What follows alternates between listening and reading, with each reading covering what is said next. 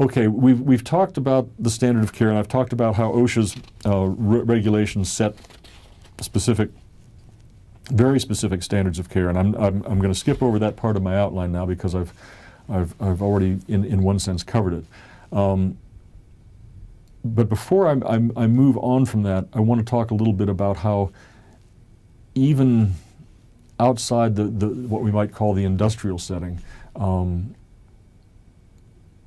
the duty to maintain a safe workplace is very important. The OSHA Act only applies to employees.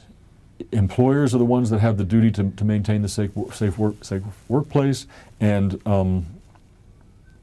the Act is designed to protect employees. But the reason I emphasize the importance of the OSHA regulations is that they set the standard of care. And students, for example, if a student gets injured in one of our laboratories or on one of our field trips, the student is not limited by workers' compensation. Employees, of course, are their action against the university is a workers' compensation claim. For students, they can sue the university for negligence, and not only they won't only sue the university, they'll sue the professor whom they allege was negligent in causing their injury. What will the courts look to as a standard of care? They'll look to the OSHA standard. It's the most easily accessible one, and if it governs the kind of conduct we're talking about, whether laboratory safety, the safe handling of chemicals, respiratory protection, appropriate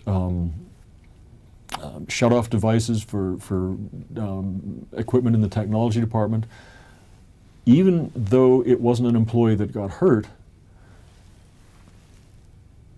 the courts look to the OSHA standards in a setting like this to determine what should be the standard of care. It's sort of the ready-made standard. It's not the off-the-shelf standard. A higher standard might apply, but certainly at a minimum, if our professors, if we as people in the university have basically created an unsafe learning environment because we've done something that in a work environment would have been an OSHA violation, we're going to get dinged.